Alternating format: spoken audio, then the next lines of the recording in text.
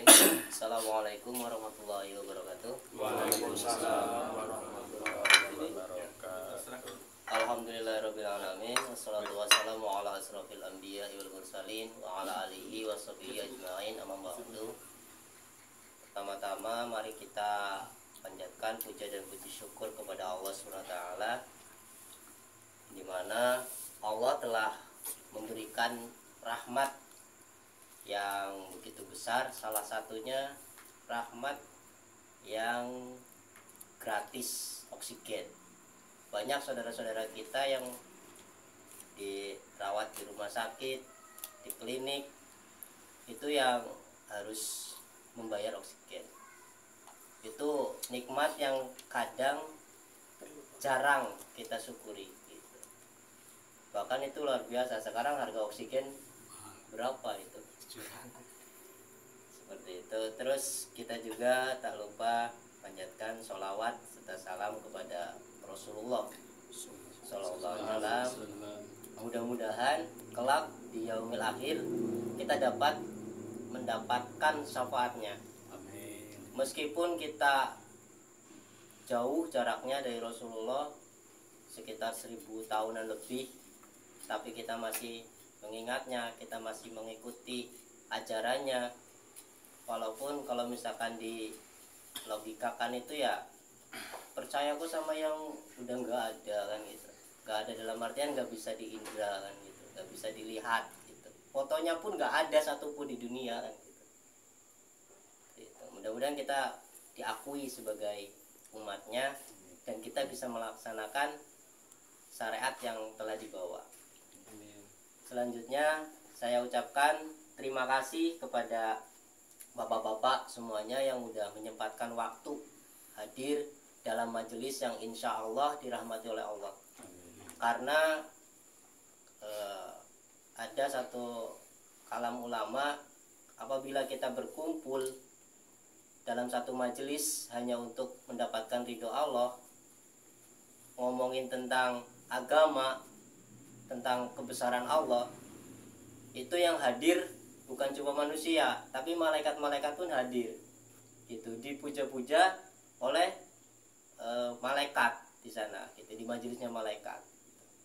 Dan ketika kita melangkah dari rumah atau dari tempat tinggal kita tadi, di mana yang tadi di toko, yang dari pasar atau yang dari konter atau dari yang lainnya, itu selama kita perjalanan, makhluk-makhluk Allah itu yang dilihat atau yang nggak bisa dilihat itu mendoakan, memohonkan rahmat, yang dimana ketika makhluk-makhluk itu mendoakan ya insya Allah terkabul karena nggak pernah bermaksiat kepada Allah. Selanjutnya di kesempatan yang insya Allah penuh berkah ini, mari kita murnikan niat, karena niat itu sering berubah. Kita samakan satu niat, karena tidak ada niat yang lebih baik daripada niat mendapatkan ridho dari Allah SWT. Ketika kita berniat untuk mendapatkan ridho dari Allah, insya Allah dunianya dapat, akhiratnya dapat. Selanjutnya nanti akan diisi sama Ustadz Yoyo tentang temanya itu bekal untukmu yang sedang berhijrah ya. Sedang diuji. Ya, bekal untukmu yang sedang diuji. Insya Allah di sini sedang diuji semua ya. Ujiannya beda-beda gitu. Tapi waktunya sama, semuanya 24 jam. Gak ada yang lebih toh. Semua dikasih bekal nanti. Amplop. Pak Haji tugas. Ya. Insya Allah kedepannya nanti bisa kita ikuti dengan seksama. Misalkan nanti ada sesi pertanyaan, ada sesi tanya jawab, bisa nanti dipertanyakan, ditanyain, atau ada yang mau nambahin juga nanti bisa sharing ilmu juga.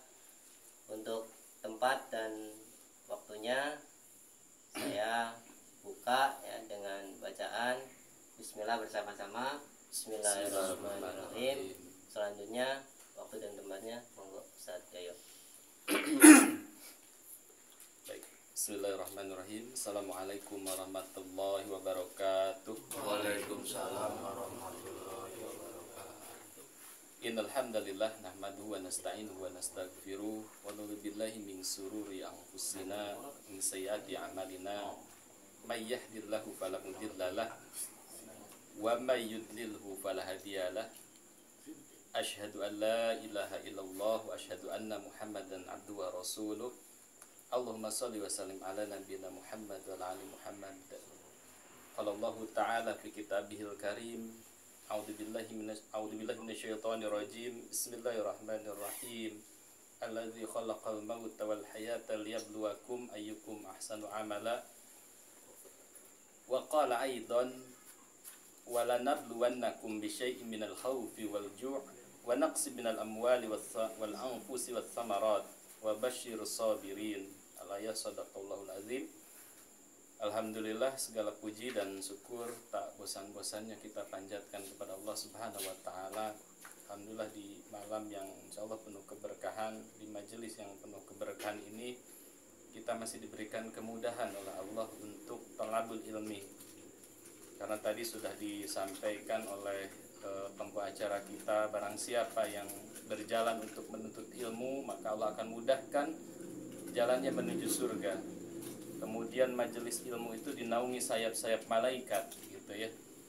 Dan dalam sebuah hadis Rasulullah Sallallahu Alaihi Wasallam, seluruh binatang melata atau seluruh makhluk yang ada di bumi ini memohonkan ampun, hatta hut, gitu ya, sampai ikan di dalam lautan pun memohonkan ampun bagi orang-orang yang senantiasa ta'alim wa ta'alum, belajar dan mengajar, orang yang menuntut ilmu, orang yang berdakwah dan lain sebagainya. Salawat dan salam tercurah kepada Rasulullah Muhammad sallallahu alaihi wasallam, pada keluarga, sahabat, tabi'in dan tabi'in, dan kita mudah-mudahan istiqomah di akhir zaman ini yang sudah terpaut 1400 tahun lamanya dari Rasulullah sallallahu alaihi wasallam. Kita masih diberikan hidayah sebagaimana saya sebutkan di pertemuan yang lalu. Nikmat terbesar bagi seorang manusia adalah hidayah, dan kita dipilih oleh Allah di antara miliaran manusia. Kita masih dipilih sampai detik hari ini, kita masih menggenggam hidayah, dan hidayah itu harus kita rawat, harus kita jaga, dan mudah-mudahan terbawa sampai kita nanti menjelang sakaratul maut kelak. Amin Allahumma amin. Teman-teman rahimakumullah, yang saya hormati Sahibul Bait Bapak Haji Sugeng, jazakallahu khair kepada tempat dan jamuannya. Semoga Allah membalas dengan balasan yang berlipat ganda. Amin. Dan kepada teman-teman semuanya, ahlan wa sahlan bihudurikum, selamat datang. Ada peserta terjauh Mas Berus ya, dari Wanareja. Ini pahalanya paling banyak nih kalau hitung-hitungan jarak. Karena setiap bensin, setiap langkah, setiap keringat yang dikeluarkan itu tidak ada yang sia-sia ketika kita gunakan di jalan Allah Subhanahu wa taala. Teman-teman rahimakumullah, pada kesempatan malam hari ini kita akan mengangkat tema tentang bekal bagi yang sedang diuji oleh Allah Subhanahu wa taala. Karena kita tahu bahwa tadi di awal ayat saya menyampaikan allazi khalaqal mauta wal hayata liyabluwakum ayyukum ahsanu amala. Adalah Allah yang menciptakan mati dan hidup, liyabluwakum ayyukum ahsanu amala, untuk menguji kamu siapa yang lebih baik amalnya. Jadi memang salah satu hakikat kita dilahirkan ke dunia ini memang untuk diuji oleh Allah Subhanahu wa taala. Tidak ada manusia yang tidak diuji oleh Allah. Apalagi akhir-akhir ini kita di tahun 2023 ya. Kayaknya ini lebih agak beda dari tahun-tahun sebelumnya. Itu ya, kita rasakan ekonomi lesu dan lain sebagainya. Mang Dadang, benar. Tuh CS-nya datang, Mang Dadang, tambah semangat. Lanjut nak. Lanjut. Dia dilanjut mah. Gitu. Bahkan setiap bertemu ngobrol sama orang itu rata-rata mengeluh dengan ujian-ujiannya gitu. Dan memang manusia itu diuji gitu. Ada orang-orang yang katakanlah dia seorang laki-laki, usianya sampai misalkan 30 belum menikah. Dia gelisah, dia galau dengan jodohnya yang belum kunjung tiba. Ada yang sudah dapat jodoh berumah tangga, gelisah belum diberikan anak gitu ya. Ada yang sudah punya anak berumah tangga, gelisah dengan ekonominya. Ada yang ekonominya mapan, misalkan anak-anaknya banyak, gelisah dengan anak yang sulit diatur.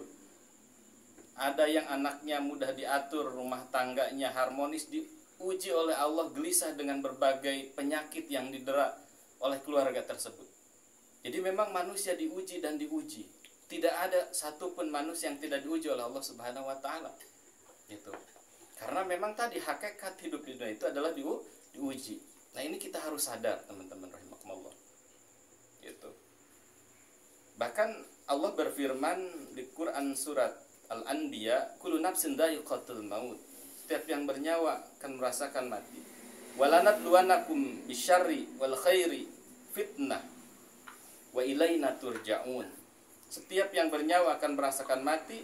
Kami akan menguji kamu dengan dua hal ujian itu. Yang pertama adalah bisyar, yang kedua bil khair, dengan keburukan, yang kedua dengan kebaikan, bil khair. Wa ilaina turja'un, dan kepada kamilah kamu akan dikembalikan.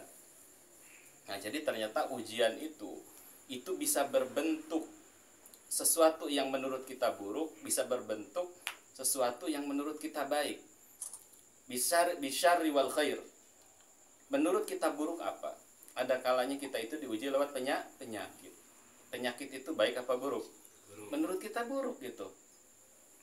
Ada kalanya kita diuji dengan banyaknya harta. Menurut kita baik. Padahal itu tetap adalah ujian. Bahkan kadang-kadang manusia itu banyak yang lolos diuji dengan berbagai kesulitan, ekonomi dan lain sebagainya. Tetapi tidak sedikit dia itu yang gagal ketika diuji dengan harta, diuji dengan jabatan, diuji dengan pangkat. Kita tahu kemarin ada sebuah data rilis 13.000 data dari Kementerian Keuangan itu tidak menyetorkan kekayaannya. Dan sebagian besarnya adalah pegawai pajak, teman-teman. Bahkan yang kasus yang viral akhir-akhir ini, seorang pejabat eselon 2. Eselon 2 itu kalau tidak salah gaji itu sekitar 87 juta. Eselon 1 itu sekitar 109 juta. Itu diuji melalui anaknya. Dan setelah anaknya melakukan kezaliman, merembet gitu ya, hartanya diaudit oleh KPK dan lain sebagainya. Ujian dan ujian. Nah, kita lihat ketika mereka ini dengan harta yang sebegitu banyaknya, gaji yang sebegitu besarnya, kalau memang itu didapatkan bukan dengan cara yang halal, berarti mereka gagal dalam melewati ujian. Tetapi ketika harta itu didapatkan dengan cara yang halal, kemudian mereka pun pakai untuk sesuatu yang halal, secara tidak langsung itulah harta yang barokah. Ziyadatul khair, harta tersebut bisa mendekatkan mereka kepada Allah Subhanahu wa taala.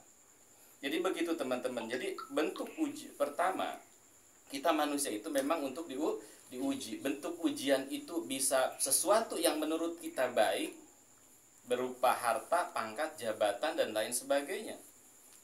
Mungkin yang mengalami dua-duanya itu Mas Tri pernah ya, pernah jadi pegawai, sudah eselon belum waktu itu? Gitu ya. Mungkin pernah mendapatkan posisi nyaman di perbankan, tetapi saat ini misalkan Allah uji dengan sesuatu yang kebalikannya.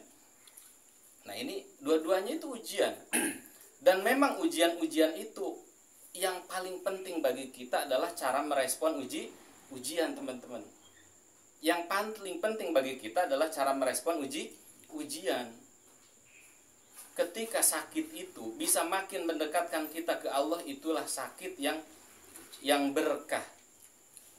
Lolos diuji. Ketika misalkan kita diberikan ujian dengan misalkan di PHK dari pekerjaan dan lain sebagainya, kemudian kita muhasabah, kemudian kita makin mendekat ke Allah, tahajudnya yang tadinya bolong-bolong makin rapat.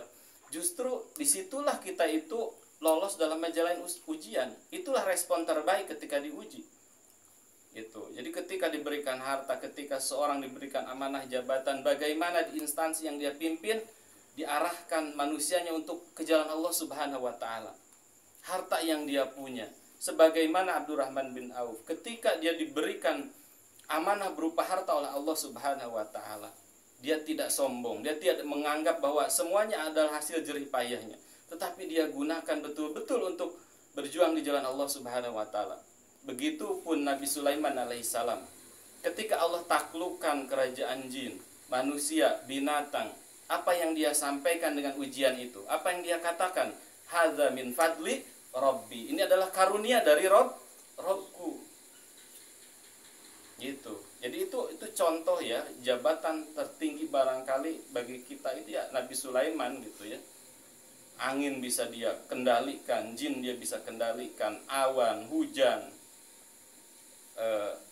dunia binatang pun demikian, tetapi dia tidak sombong. Itu adalah karunia dari Robnya gitu. Teman-teman rahimakumullah, bagi seorang mukmin tadi saya katakan yang terpenting itu adalah cara merespon ujian, teman-teman. Ada sebuah hadis Rasulullah sallallahu alaihi wasallam, hadis riwayat Muslim. Rasulullah menyampaikan ajaban li amril mukmin. Sungguh menakjubkan keadaan seorang mukmin, kata Rasulullah itu, inna amruhu kulluhu khair. Seluruh urusannya itu baik. Nah, ini ciri orang mukmin nih, kata Rasulullah ketika diberikan ujian. Gitu. Jadi inna amruhu kulluhu khair, setiap urusannya itu baik. Ketika diberikan kesusahan ya baik, ketika diberikan keburukan baik. Seperti apa sih yang disebut mukmin, yang disebut urusannya itu baik? Ada lanjutannya hadis ini. Walaisa dzalika ahadi illa lil mu'min. Ini tidak didapati kecuali pada seorang mukmin. Inna asobathu syarra'u syakaro. Inna asobathu syarra'u syakaro fakana khairullah. Jika mendapatkan kesenangan maka ia bersyukur, itu baik baginya. Wa inna asobathu dora'u sobaro. Jika mendapatkan kesusahan maka ia bersabar. Fakana khairullah. Itu pun baik baginya. Nah, jadi seorang mukmin yang disebut ajaban amril mukmin gitu ya, menajubkan urusan seorang mukmin itu ketika dia diberikan kesenangan maka dia bersyukur. Ketika diberikan ujian dia bersabar. Itu respon terbaik, teman-teman. Respon terbaik tadi saya katakan, yang paling penting ketika diuji oleh Allah adalah respon dari diri kita. Ketika diberikan kesusahan kita bersabar, ketika diberikan banyak anugerah kita bersyukur. Ini belum lagi kalau bicara konteks para ulama. Rasulullah sallallahu alaihi wasallam manusia terbaik. Kalau Rasulullah itu sampai ketika diuji kesusahan itu dia bersyukur. Makanya ada salah satu doa yang dipanjatkan oleh Rasulullah ketika diberikan berbagai himpitan hidup. Apa yang dia katakan? Alhamdulillah ala kulli hal. Segala puji bagi Allah atas setiap keadaan. Bahkan menurut Syekh Shalih Utsaimin, beliau mengatakan top levelnya orang mukmin ketika diberikan musibah dia berkata alhamdulillah ala kulli hal. Jadi kalau levelnya ulama, levelnya para nabi, itu ketika diuji itu bukan sabar lagi, bahkan bersyukur. Kalau kita mungkin belum bisa bersyukur, minimal sekali kita bersabar. Itu teman-teman. Kalau mungkin satu-satu saya tanya satu-satu, kadang punya masalah nggak? Banyak. Nggak perlu ditanya. Bohong lah ya, bohong. Kalau Mbak Jarwo nggak perlu ditanya, dari wajah kelihatan. Ya, cuman dari beliau itu meresponnya selalu dengan senyum. Seberat apapun masalah, udah senyumin aja, itu loh buat dia gitu. Senyum. Udah sih senyumin aja. Toh banyak merengut malah nambah masalah baru ya Mbak ya. Gitu. Makanya udah senyumin aja malah tambah ruwet gitu. Pontunya rata. Gitu. Teman-teman rahimakumullah, jadi tadi kita itu minimalnya kita belajar bersabar gitu ya, walaupun belum mampu bersyukur gitu ya. Syukur-syukur suatu saat mulai itu sedikit-sedikit, karena kita tahu ketika kita bersyukur, ayatnya itu apa, la in sakartum lazidannakum Wala in kafartum inna adzabi lasyadid. Itu akan ditambah nikmatnya teman-teman. Gitu. Bahkan kalau syukur itu satu, misalkan setiap hari biasanya dapat uang gitu ya 100.000, 200, sekarang kok 50, 40. Kalau kita bersyukur yang pertama itu bisa mengikat nikmat. Kita itu lebih menikmati gitu ya. 40 itu bisa kita nikmati. Yang kedua, justru Allah akan tambah nikmatnya. Dari 40.000 itu bukan berarti melulu jadi 80 atau berlipat jadi 120. Tapi bisa jadi 40.000 itu akan ada keberkahan. Yang harusnya anak sakit, Allah ganti dengan kesehatan. Yang harusnya banyak kondangan, tiba-tiba yang undangnya lupa ke rumah kita, kan gitu. Bisa aja uang itu. Kan itu jadi keluhan juga kondangan ya. Kalau di kampung, ampun, kondangan maning. Mangan makaro tempe, kondangan 71 si Mang Dadang. Gitu. Nah itu kondangan itu salah satu rantai yang harus diputus kalau menurut saya itu. Ya itu akadnya kan gak jelas kondangan itu. Setuju. Iya betul, tabaru ya bukan gitu ya. Gitu ya, jadi utang piutang bukan, sodako bukan. Disebut sodako udah dicatat, nanti harus dikembalikan. Kalau utang piutang pun bukan, karena tidak ada akad. Akadnya nggak jelas. Itu makanya kalau saya pribadi itu tidak membiasakan diri hajatan. Udah syukuran aja gitu, semampunya gitu. Syukuran aja gitu. Nah, bahkan ya itu dia, memang kita itu memang diuji. Bahkan ketika kita lahir ke dunia ini sudah diuji gitu ya. Kita lahir itu dalam kondisi menangis gitu ya.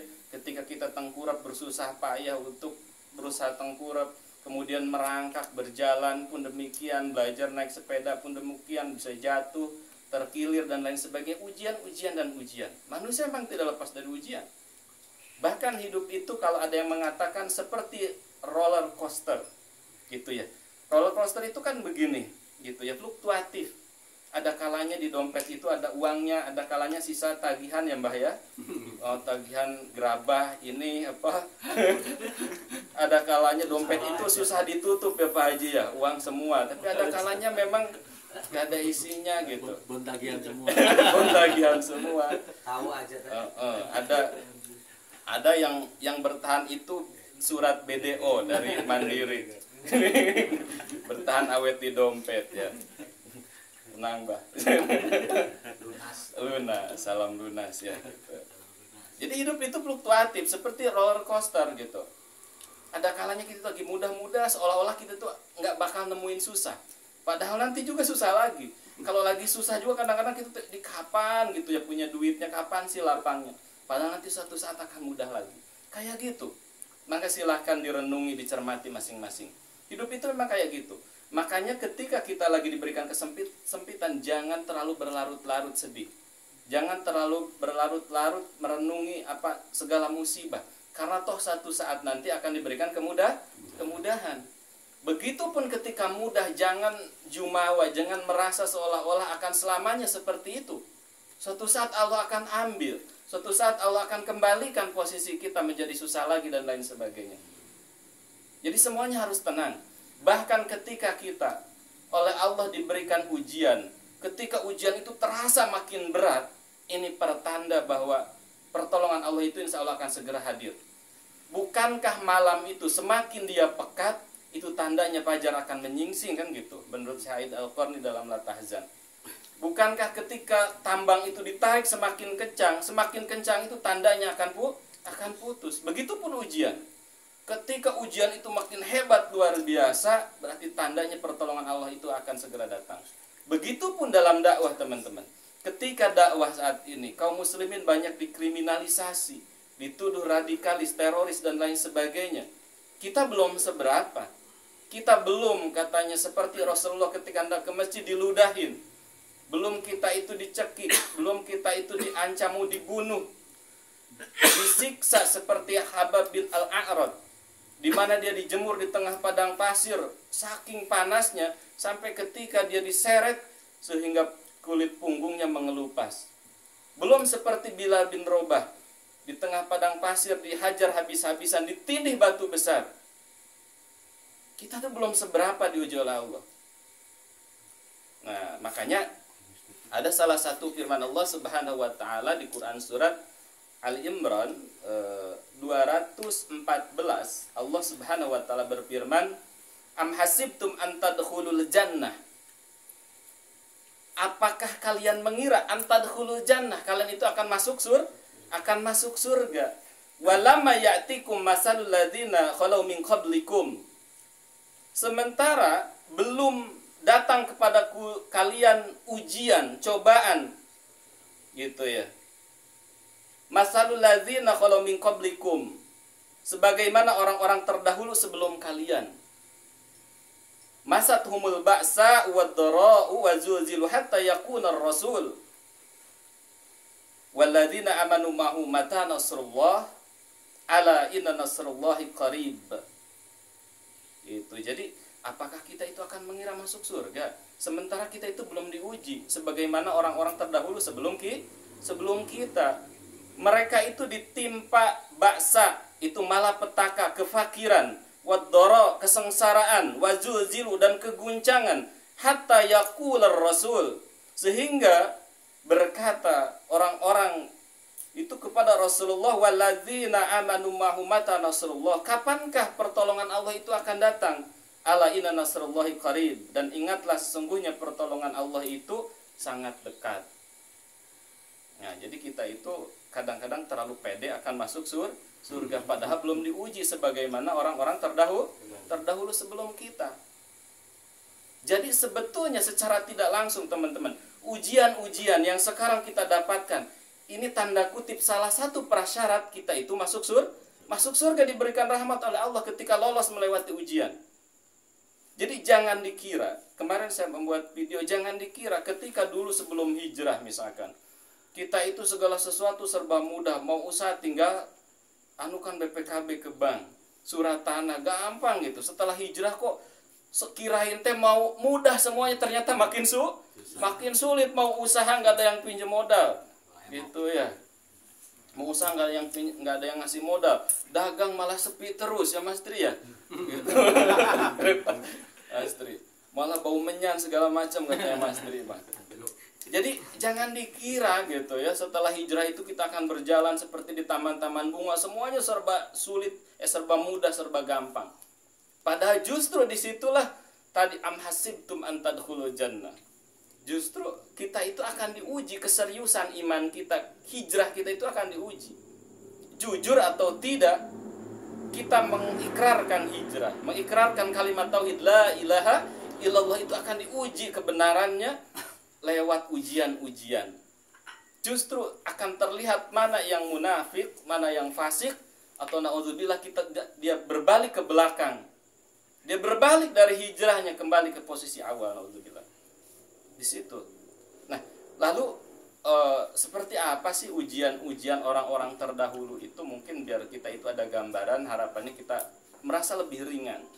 Ketika saat ini diuji, misalkan bingung gitu ya, besok nasi tinggal sekilo, token udah tinggal 2, udah nut, duit nggak ada gitu ya, besok anak sekolah butuh uang jajan, bingung kudu kemana, kieu ngado sapu lah orang payu-payu jadi mandada, bojone jaluk daster, Muhammad. Apakah itu sudah cukup berat dibandingkan dengan orang-orang terdahulu? Kita lihat. Yang pertama barangkali kita lihat bagaimana Rasulullah Sallallahu Alaihi Wasallam, teman-teman. Rasulullah Sallallahu Alaihi Wasallam dialah manusia terbaik sepanjang zaman, manusia paling dieman sama Allah, manusia yang sudah dijamin masuk surga. Itu bahkan nabi yang nanti itu akan dimintai syafaat oleh seluruh manusia.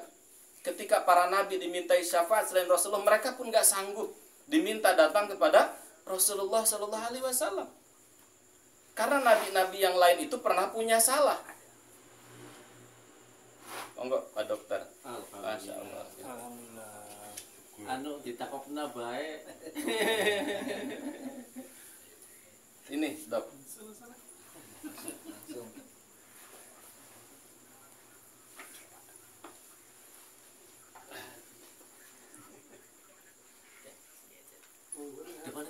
Sini Dok. Iya tuh. Kayak gitu. Dok, sini. Ini masih luas nih. Ini yang Ada, Mang Dadang. Mang Dadang. Ini tapi ada yang suntik bias dong. Oke. Alhamdulillah. Sini dok. Oke, jadi review sedikit ya, kayak ada Pak Dokter baru datang. Jadi kita sedang gendu-gendu rasa nih Pak Dokter nih, bahwa kita itu diuji oleh Allah hidup di dunia ini. Karena memang kondisi saat ini banyak yang mengeluh gitu ya, dengan berbagai ujian, berbagai cobaan dalam hidup. Dan ujian itu ternyata bentuknya tidak hanya kesulitan-kesulitan, tetapi berbagai aneka kemudahan yang kita anggap itu adalah sebuah kebaikan pun itu adalah ujian. Tapi apakah ujian kita itu betul-betul kita bisa lulus? Ya tergantung respon kita. Dengan ujian-ujian itu tergantung respon kita. Kalau kita meresponnya benar gitu ya, kita makin mendekat kepada Allah dengan berbagai ujian, insya Allah kita lulus melewati ujian hidup. Bahkan tadi ujian-ujian yang Allah berikan ini tanda kutip merupakan prasyarat Allah akan mengampuni dosa kita dan memasukkan kita ke dalam surganya Allah Subhanahu wa taala gitu. Nah, tadi disebutkan di Quran surat Al-Baqarah 214 bahwa astagfirullah. Al-Baqarah, Pak. Oh ya. Al-Baqarah gitu. Am hasibtum an tadkhulul jannah gitu. Apakah kalian mengira akan masuk surga gitu ya? Gitu. Jadi Al-Imran sampai 200 loh. gitu ya. Jadi am hasibtum an tadkhulul jannah, apakah kalian itu mengira akan masuk surga sementara belum datang ujian kepada kalian sebagaimana orang-orang sebelum kalian. Itu. Kita membahas tadi Rasulullah sallallahu alaihi wasallam. Rasulullah adalah manusia terbaik. Bahkan nanti manusia itu berbondong-bondong minta syafaatnya Rasulullah. Karena Rasulullah Muhammad sallallahu alaihi wasallam beliau adalah manusia yang maksum. Kalau Nabi, tadi saya katakan Nabi Adam pernah berbuat salah enggak? Pernah. Dia dilarang oleh Allah memakan sebuah buah yang oleh iblis itu dinamakan dengan syajaratul khuldi. Pohon yang bisa membuat, buah yang bisa membuat kekal. Nah, hati-hati nih, salah satu tipu daya syaitan dari dulu itu membungkus sesuatu yang buruk dengan kata-kata yang baik. Makanya riba itu dikatakan dengan bunga. Padahal bunga itu kan wangi harum. Padahal riba itu baik apa buruk? Buruk. Gitu ya, dosanya itu diantaranya seperti menzinahi ibu kandung, naudzubillah min dzalik.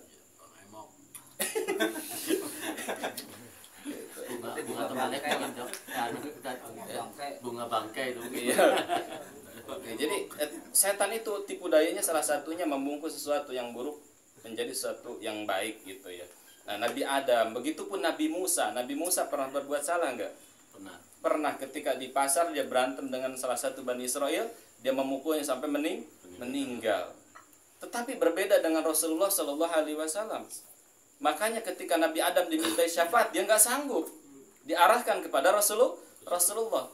Rasulullah itu manusia terbaik sepanjang zaman. Apakah tidak diuji oleh Allah? Apakah Rasulullah tidak diuji? Diuji. Rasulullah Shallallahu Alaihi Wasallam semua anak laki-lakinya Allah wafatkan.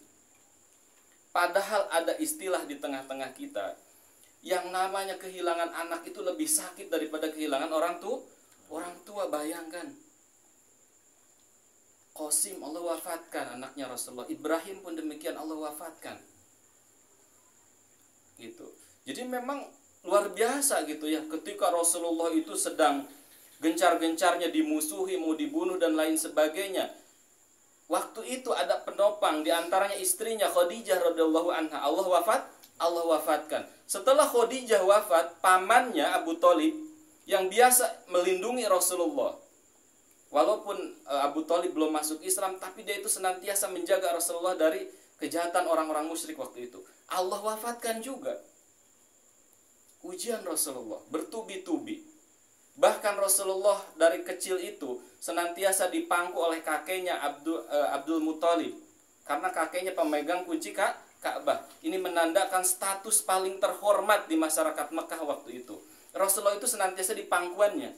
Berarti kalau ada orang terhormat, pangku cucunya, berarti cucunya juga ikut terhormat. Bahkan ketika ada perselisihan di antara kabilah-kabilah untuk mengembalikan Hajar Aswad, Rasulullah didaulat untuk memberikan pendapatnya. Bahkan nggak tanggung-tanggung Rasulullah itu dijuluki Al-Amin, orang terhormat di kaumnya, teman-teman. Sering saya katakan, jadi kabilah-kabilah di bangsa Arab itu, kabilah terbaik itu adalah suku Quraisy. Dari suku Quraisy itu ada bani terbaik, itu Bani Hashim.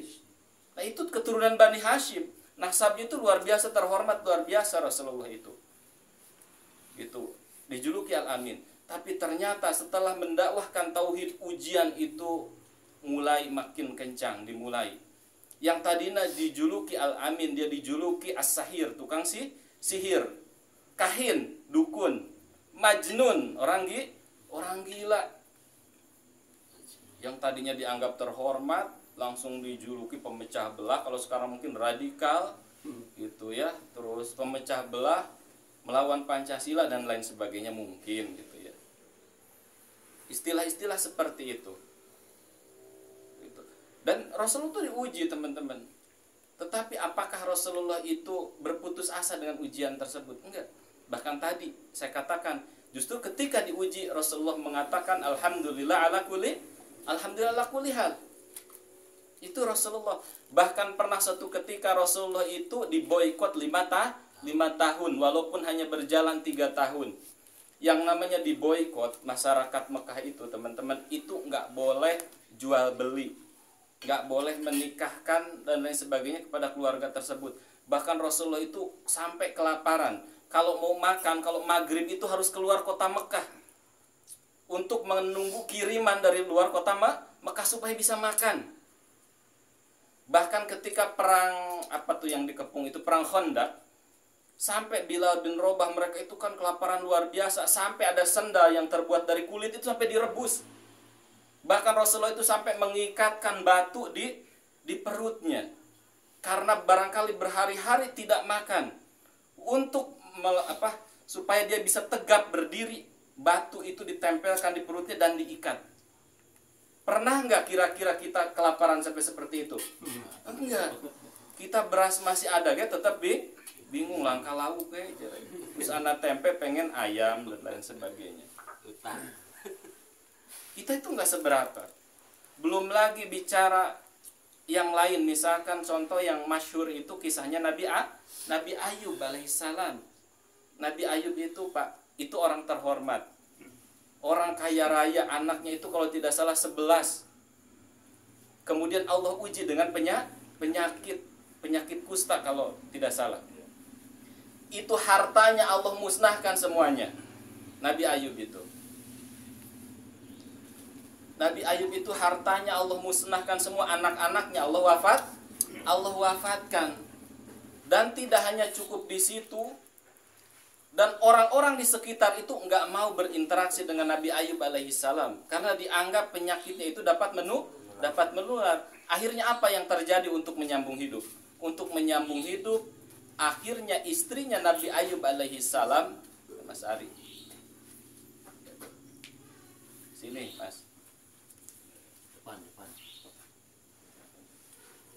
Akhirnya yang terjadi, istrinya Nabi Ayub alaihissalam itu menjadi buruh cuci. Padahal istrinya Nabi Ayub itu seorang muslimah yang taat dan juga terhormat. Jadi buruh cuci dari rumah ke rumah istrinya Nabi Ayub. Dan dia menyembunyikan identitasnya kalau dirinya adalah istri Nabi Ayub. Apa yang terjadi setelah Nabi Ayub alaihissalam sakit bertahun-tahun, istrinya jadi buruh cuci. Lama-lama ketahuan itu istrinya Ayub itu. Hati-hati kalian jangan pakai jasa dia, karena itu istrinya Ayub. Khawatir kalian itu tercemar oleh penyakitnya Ayub. Akhirnya istrinya Nabi Ayub itu tidak punya job lagi, sepi job. Yang terjadi apa? Mereka berdua kelaparan. Sampai saking bingungnya istrinya Nabi Ayub, yang rambutnya biasa dikepang, dia potong rambutnya. Kemudian dia jual hasil kepangannya itu, rambutnya itu, untuk kelanjutan mereka hidup, untuk makan. Rasanya kita belum seperti itu. Istri kita masih tidur nyenyak. Kita masih bekerja, masih aman, masih nyaman. Tidak dijauhi orang-orang. Orang-orang masih mau jual beli dengan kita. Masih mau interaksi dengan kita. Itu orang-orang terdahulu sampai segitunya. Penyakit 18 tahun. Walaupun akhirnya Allah sembuhkan Ayub alaihissalam, Allah kembalikan hartanya, dan Allah tambah 2 kali lipat hartanya maupun anaknya. Nah ini fadilahnya bersabar seperti itu. Itu Nabi Ayub alaihissalam. Itu belum lagi ada Maryam. Maryam dia bukan nabi ya. Maryam itu berarti anaknya siapa? Imran. Anaknya Imran. Ibunya siapa? Isa alaihissalam. Makanya di Al-Quran disebut Ali Imran, keluarga Imran, bukan Al Imran ya, tapi Ali, keluarga Imran. Gitu ya, keluarganya Imran. Imran itu bukan nabi juga, dia orang saleh. Punya anak namanya Maryam.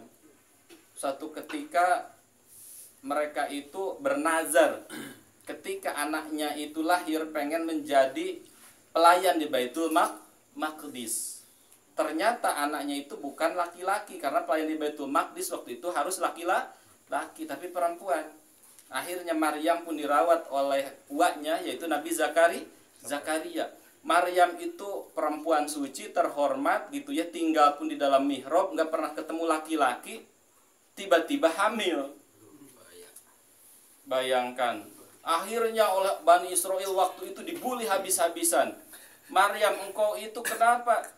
Engkau berzina padahal orang tuamu bukan pezina. Bahkan dikejar-kejar. Itu Maryam. Belum lagi bicara nabi-nabi yang lain, ada yang digergaji, ada yang dibunuh. Nabi Isa alaihissalam dikejar-kejar mau dibunuh, akhirnya ditolong oleh Allah, diangkat. Dan yang disalib itu adalah muridnya Judas Iskariot. Ya waktu itu Judas itu kan berkhianat. Judas itu berkhianat, memberitahu Bani Israel, memberitahu persembunyian Nabi Isa alaihissalam. Bani Israel itu mengepung rumah tersebut, Nabi Isa oleh Allah diangkat. Kemudian Judas itu karena nggak kunjung keluar Nabi Isa, Judas itu disuruh meriksa masuk ke dalam. Tas masuk ke dalam, Allah serupakan wajah Judas dengan Nabi Isa. Sehingga akhirnya yang terjadi, Bani Israel merangsek masuk, dan yang disalib adalah Judas Iskariot. Gitu. Yang disembah oleh orang-orang Nasrani, dianggap sebagai Tuhan, itu Judas gitu. Itu Judas, ujian-ujian orang-orang terdahulu. Jadi sekali lagi teman-teman, bahwa ujian itu kita belum seberapa dibandingkan orang-orang terdahulu sebelum kita.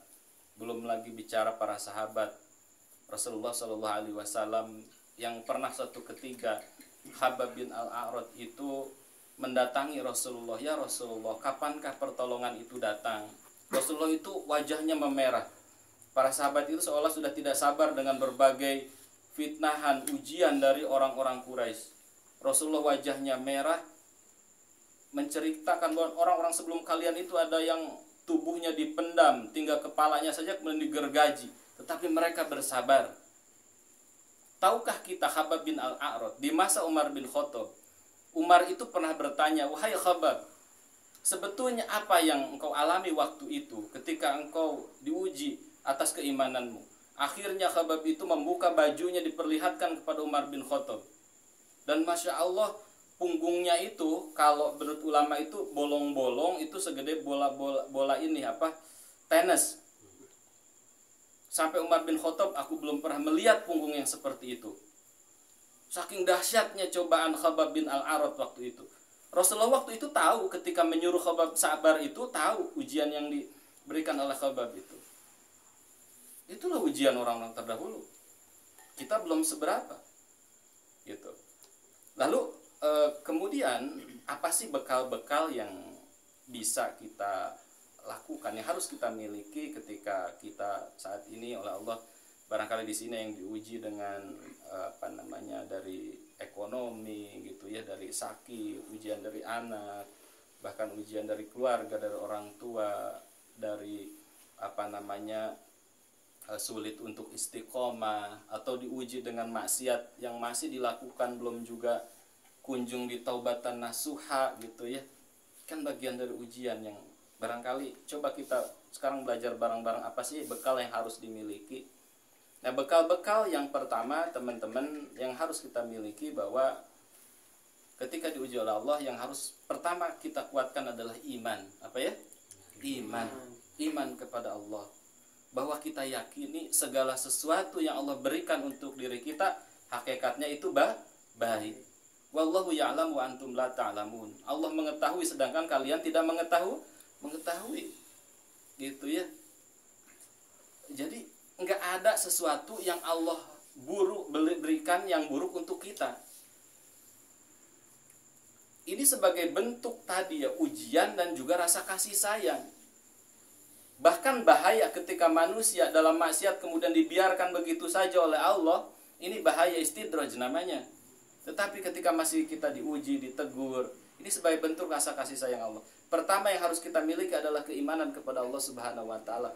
Dan kita itu harus berprasangka bahwa semua itu baik. Kita memiliki husnuzon billah, berprasangka baik kepada Allah Subhanahu wa taala. Gitu ya.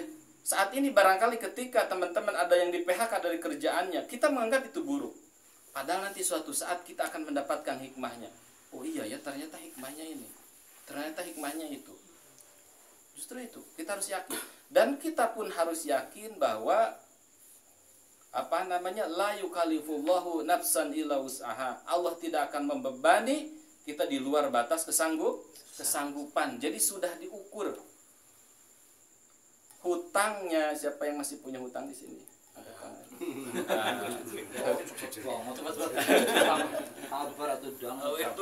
Hutangnya Mang Dadang sama hutangnya Mbah Jaru nggak bakal tertukar. Mang Dadang, Bang Emo kisah berapa? 1.000.000. 23.000. 23.000 sapoe, 1,5 juta. Mbah Jarwo berapa lagi, Mbah? Top up. Dikit. Taruhlah Mbah Jarwo angka misalkan 100. Nggak mungkin Allah itu ngasih Mang Dadang hutang 100 juta, Mbah Jarwo 1,5 juta gitu ya. Emang sudah ditakar oleh Allah, disesuaikan dengan penghasilannya, dengan rezekinya dan lain sebagainya. Begitupun ketika misalkan seseorang diberikan ujian lewat rasa sakit, itu Allah tuh tahu kamu tuh mampu. Yakin kita itu mampu. Kita berprasangka baik, ini bagian dari iman kepada Allah. Berhusnuzon. Justru kita tidak boleh berprasangka buruk. Aduh, kieu teuing mah cabut we nyawa abdi entong. Aku mada apa atuh, misalkan sampai nelangsa baru diuji sedikit kepadu batu misalkan langsanya luar biasa, nggak boleh seperti itu. Justru seorang muslim itu ketika diberikan musibah, apa yang harus dikatakan? Innalillahi wa inna ilaihi raji'un. Umar bin Khattab itu sendalnya tertukar aja dia mengatakan innalillahi wa inna ilaihi raji'un.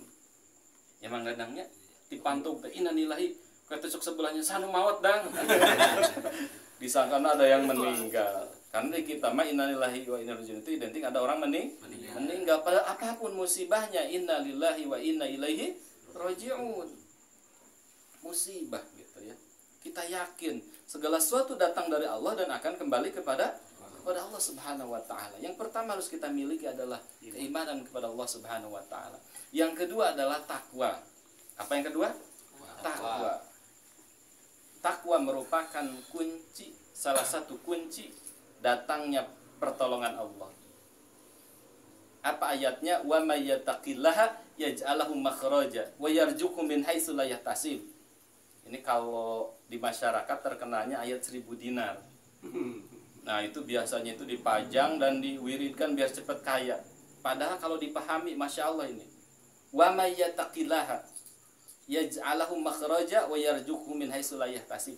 Barang siapa yang bertakwa kepada Allah, yaj'alhu makhraja, akan diberikan jalan keluar.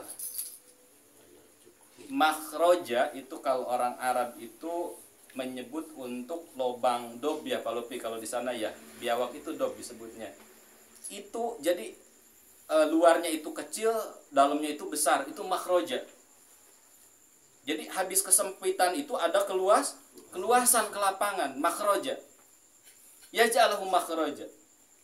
Barang siapa yang bertakwa, takwa itu menjalankan perintah Allah, menjauhi larangan Allah Subhanahu wa taala. Yaj'alhu makhraja, akan diberikan jalan keluar. Yang tadinya habis sempit akan menemukan kelapangan. Bahkan tidak hanya itu, ada bonusnya di lanjutan ayatnya. Wa yarzuqhu min haitsu la yahtasib, dan diberikan rizki dari arah yang tidak disangka. saya itu teringat beberapa tahun yang lalu awal-awal ikut seminar anti riba. Waktu itu di Hotel Crown di Tasik, sekitar mungkin 10 atau 11 tahun yang lalu. Itu salah satu pembicaranya dokter juga nih, ada dokter Prayoga, kemudian jadi pejuang anti riba juga nanti. Sudah ya dok ya waktu. Dokter Aan namanya. Dokter Aan itu jadi pembicaranya waktu itu. Beliau bercerita utangnya itu 7 miliar di 9 miliar di 7 perbankan.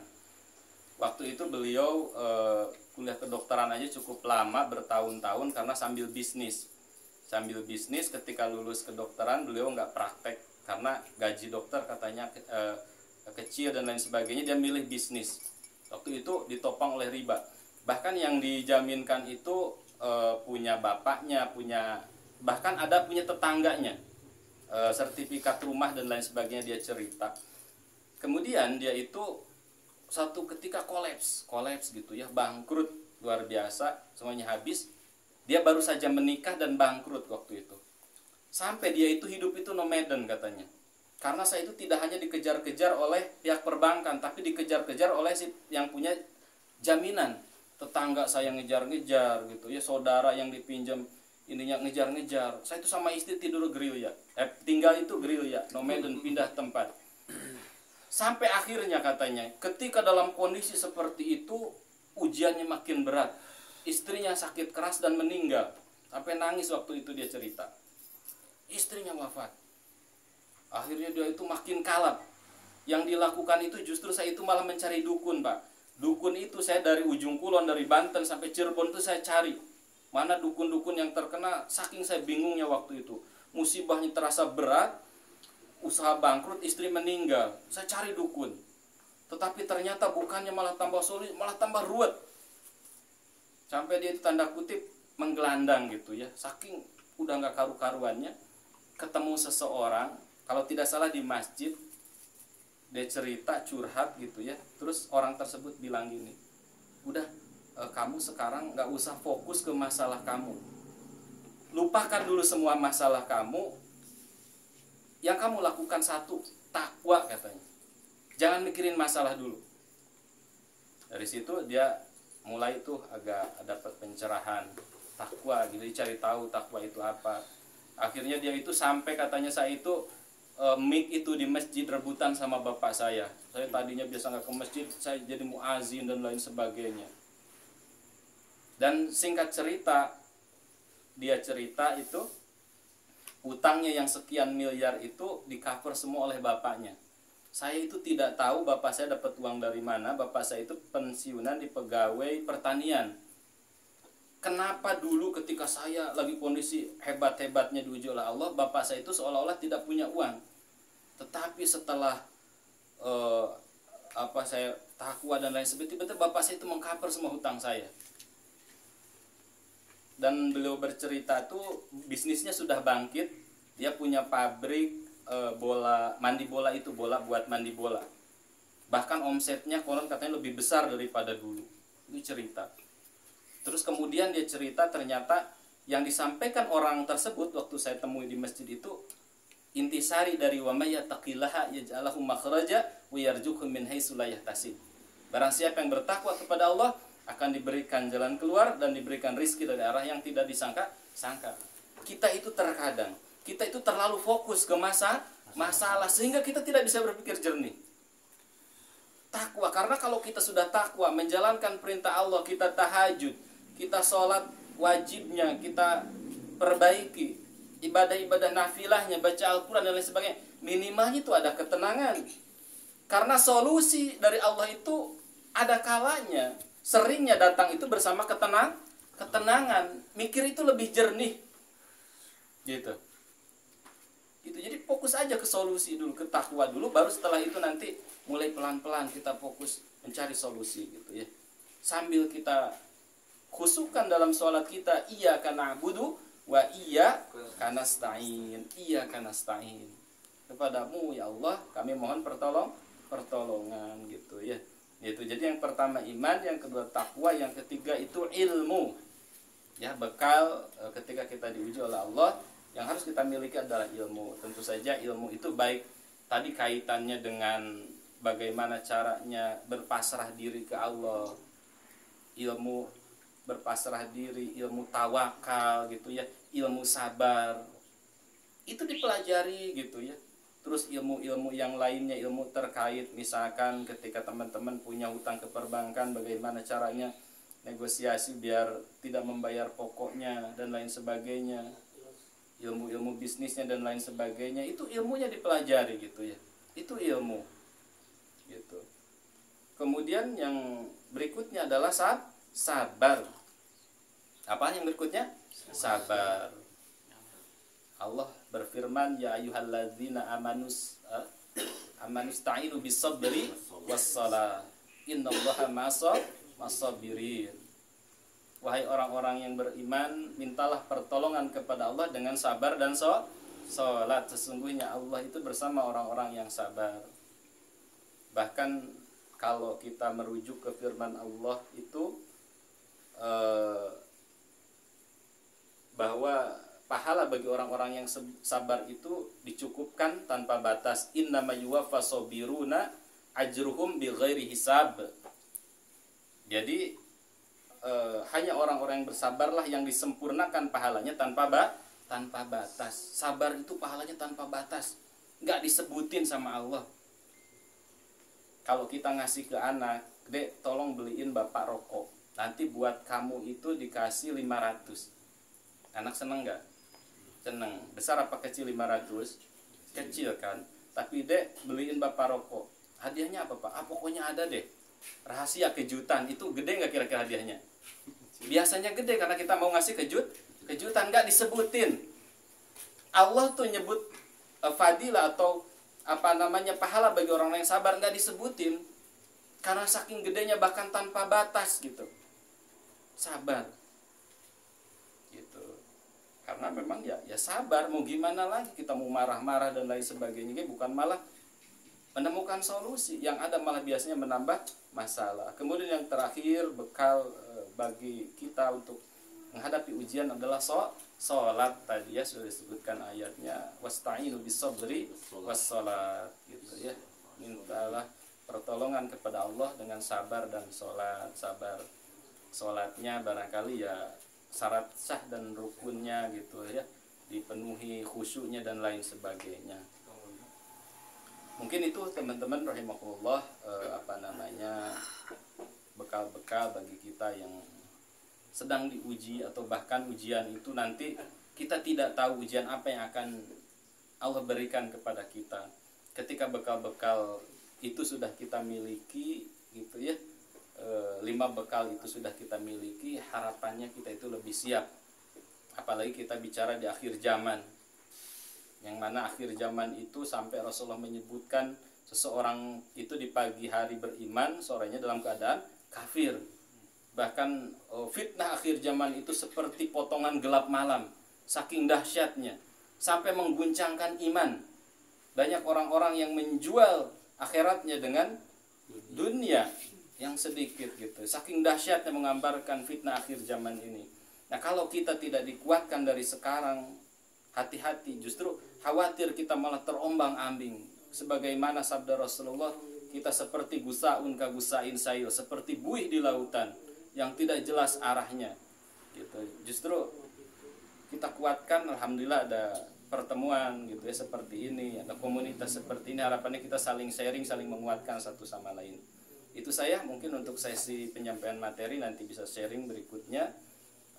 Walakum minkum billahi taufiq hidayah. Assalamualaikum warahmatullahi wabarakatuh. Waalaikumsalam warahmatullahi wabarakatuh. Kembalikan ke Mas Herman. Alhamdulillahirrahmanirrahim. Tadi udah disampaikan ya, bekal untuk yang sedang diuji gitu ya, atau yang sedang memiliki ujian.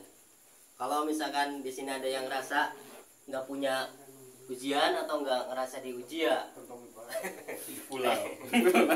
berarti ini kurang tepat gitu kan, karena 99% ya yang hadir di sini itu punya Masalahnya masing-masing. masalah yang berbeda-beda gitu. Tadi udah dikatakan sama Ustadz Doyo, bekalnya yang pertama iman, terus takwa, ilmu, ilmu, sabar, sabar dan sholat. terakhir sholat. Karena kebanyakan kita ini ya yang belum tahu riba itu haram atau bunga itu haram, itu pakainya Bang Somad. Bukan Bang Somad tapi abang gitu kan. Harusnya kan kita Allahu Somad, jangan Bang Somad gitu kan. Jadi Allah tempat bergantung. Sekarang kan orang nggak punya uang, kita nggak perlu ke bank gitu kan. Kita nggak punya agunan pun bisa dicairkan gitu kan. Bahkan dari kamar pun gitu kan, kamar mandi pun kita bisa minjem bank saat ini. Itulah ngerinya di akhir zaman. Dari pembahasan yang tadi disampaikan, mungkin ada yang bertanya gitu kan, atau ada yang punya masalah, ini gimana nih ujiannya gitu kan. Enak nih ngomong mah gitu kan, emang mah enak gitu kan, sabar gitu. Sampai kapan kita sabarnya kan gitu. Kalau dari saya sendiri itu, kalau sabar itu ya sebentar banget gitu, sampai kita meninggal gitu. Kalau pulang dari sini meninggal ya itu udah selesai sabarnya kan gitu. Seperti itu. Mungkin ada yang mau nanya, silakan. Monggo. Silakan Pak Lebih. Assalamualaikum warahmatullahi wabarakatuh. Waalaikumsalam warahmatullahi wabarakatuh. Tadi disampaikan dalam ayat dengan hujan yang baik dan hujan yang tidak mengenakan atau dorowa. Apa tadi? Khair wa syar. Khairu wa syar. Nah, di kalangan masyarakat kita itu kan segala sesuatu yang mengenakan, terutama masalah materi tadi sedikit dibahas, juga disampaikan oleh pembawa acara, terutama masalah perbankan. Itu ketika mendapatkan pinjaman itu bukan merasa ujian yang berat, malah mengatakan alhamdulillah, Dipercaya gitu. Nah, kan nah, ini bagaimana solusinya tadi kan, karena tadi solusi yang pertama adalah apa? Iman, kemudian yang kedua takwa, kemudian yang ketiga Ilmu, yang keempat sabar, yang ketiga sholat. Seolah-olah yang mendapatkan pinjaman 1 miliar itu misalnya itu ya, imannya tidak hilang, seolah-olah, karena masih KTP-nya Islam. Kemudian yang kedua tadi apa? Takwanya seolah-olah masih bertakwa karena pakai baju koko dan masih Jumatan, makanya masih pakai takwa. Kemudian yang ketiga sabar. Yang mulai duit masa sabar kayaknya ya. Rata-rata malah girang kayak gitu ya. Terus yang terakhir yang keempat sabar, yang ketiga apa tadi? Ilmu. Ilmu. Nah, yang dipakai ilmunya ilmu otomatis ya ilmu kapitalis ya. Kemudian yang ketiga itu yang keempat itu sabar, yang kelima itu sholat masih jalan. Nah ini bagaimana kita mensikapi yang semacam ini, karena jelas-jelas dalam Al-Quran itu wahalallahul bai'a. Allah menghalalkan bai'a wa haram riba, dan mengharamkan riba.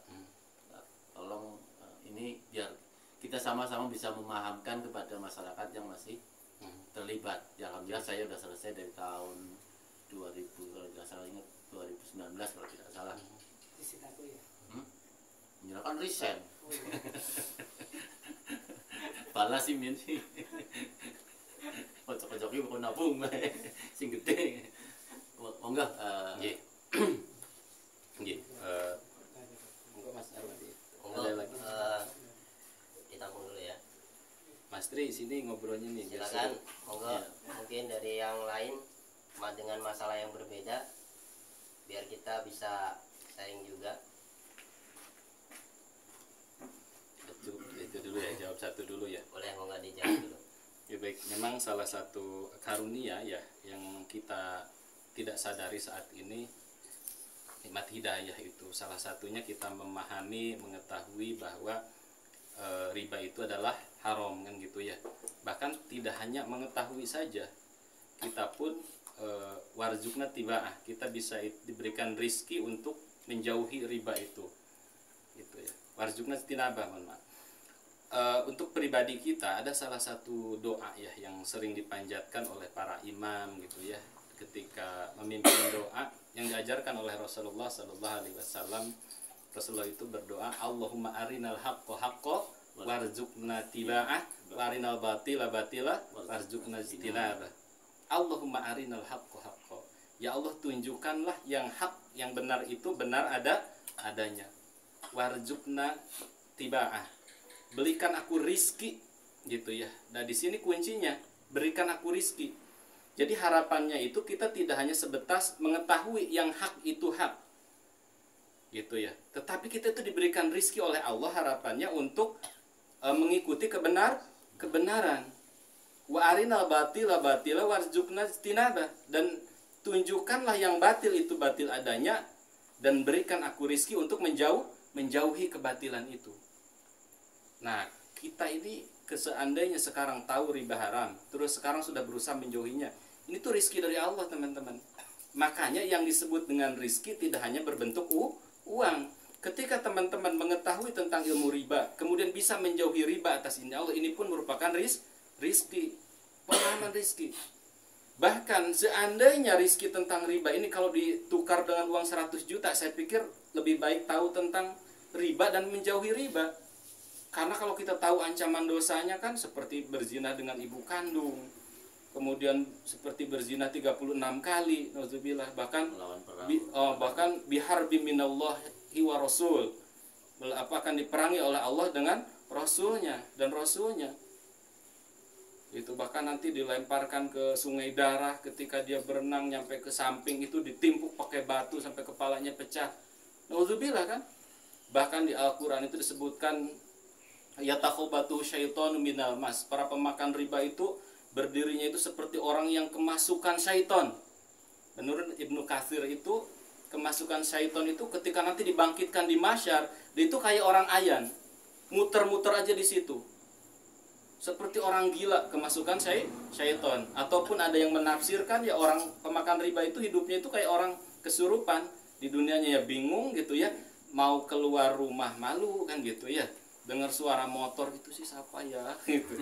Apalagi kalau ngelihat yang berjaket boncengan pakai motor gede, jaket hitam, sepatu hitam, pada helman, dua-duanya bawa tas. Wow, trauma orang mengadang masih pak gitu ya. Oh, langka. Bajaro ada yang ke kios, kata Bajaro ini langka lagi sih siapa? Gitu ya. Jadi yang harus kita lakukan gitu ya, kita berdoa ke Allah untuk pribadi kita itu, Allahumma arinal haqqo haqqo warzuqna tiba'ah wa batila batila warzuqna ijtinabah. Tidak hanya riba, apapun itu, harapannya kita tahu. Makanya kita penting mengkaji keburukan, itu penting. Mengkaji hakikat riba itu penting. Mengkaji hakikat demokrasi itu penting. Supaya ketika kita tahu keburukan, kita nggak mengikuti keburukan. Kalau kita nggak tahu bahwa itu buruk, kita itu biasanya kecelek kan gitu ya. Tadi bahkan riba itu dinamai dengan bunga. Bunga itu sesuatu yang indah, sesuatu yang bagus. Kan gitu. Makanya kita nggak apa. Jadi ngaji itu nggak cuma ngaji tentang fadilah sholat, sedekah dan lain sebagainya saja. Kita pun pelajari apa itu riba, perzinahan itu seperti apa, narkoba itu seperti apa. Harapannya ketika kita tahu supaya kita bisa terhindar gitu. Nah, itu untuk pribadi kita. Kemudian untuk orang lain memang ini pentingnya kita itu dakwah, teman-teman.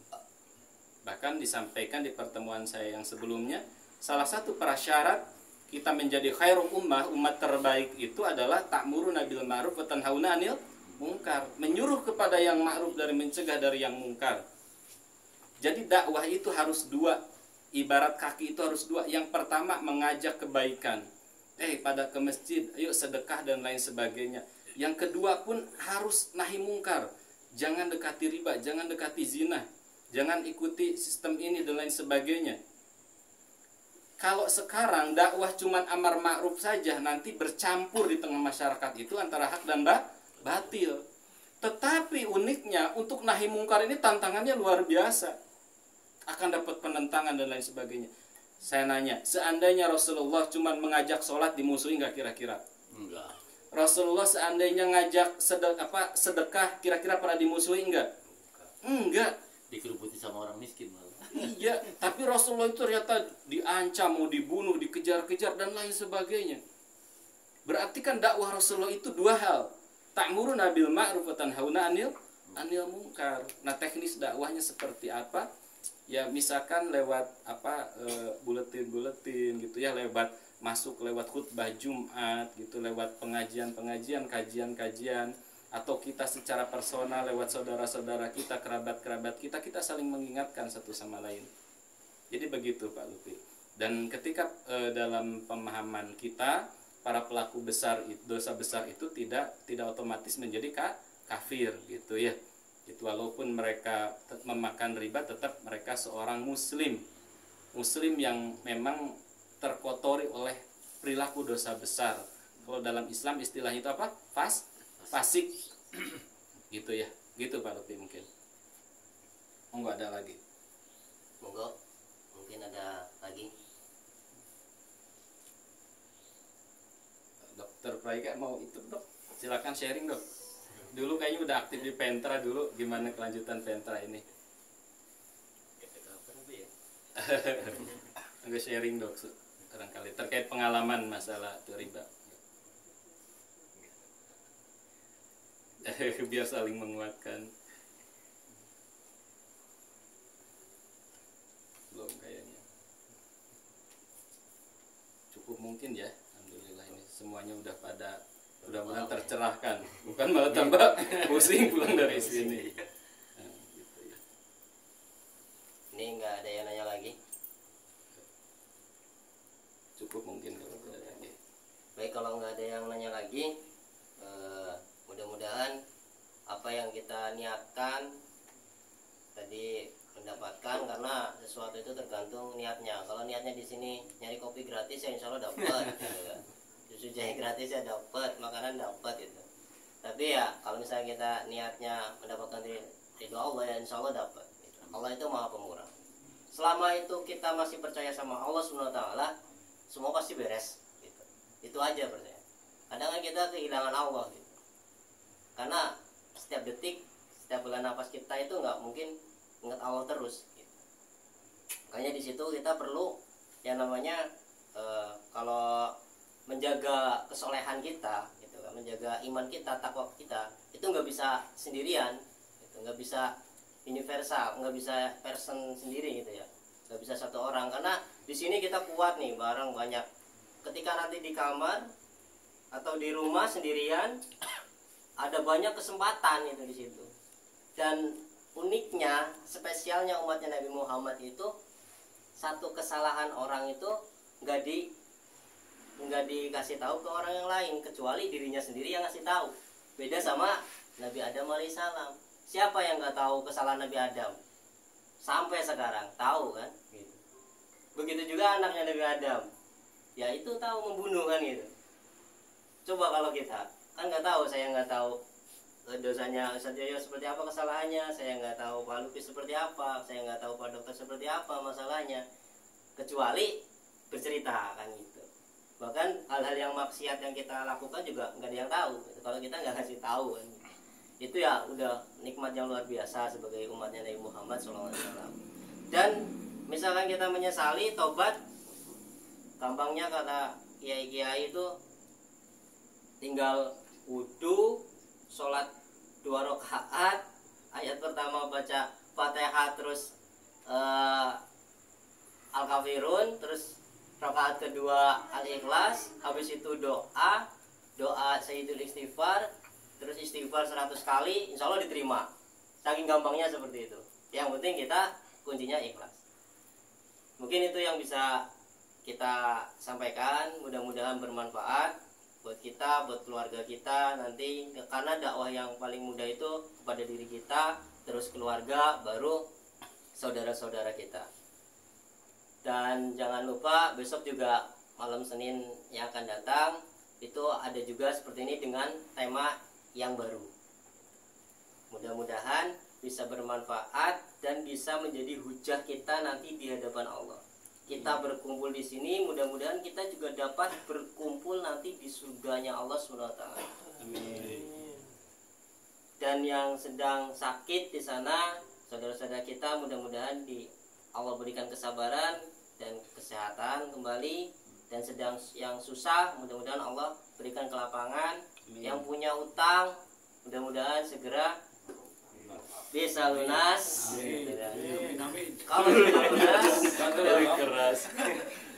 Kalau sudah lunas, mudah-mudahan bisa membantu saudaranya untuk lunasin yang belum lunas. Dari saya cukup sekian. Apabila ada salahnya itu murni dari saya, apabila ada kelebihannya itu semata-mata dari Allah SWT. Mari kita tutup dengan bacaan hamdalah bersama-sama, dilanjut istighfar 3 kali dan doa kafaratul majelis. Alhamdulillahirabbil alamin, astagfirullahaladzim, astagfirullahaladzim, astagfirullahaladzim. Subhanallahumma wa bihamdika asyhadu an la ilaha illa anta astaghfiruka wa atubu ilaik. Wassalamualaikum warahmatullahi wabarakatuh. Waalaikumsalam warahmatullahi wabarakatuh. Ayo ngobrol bebas. Dilanjut makannya sama kopinya.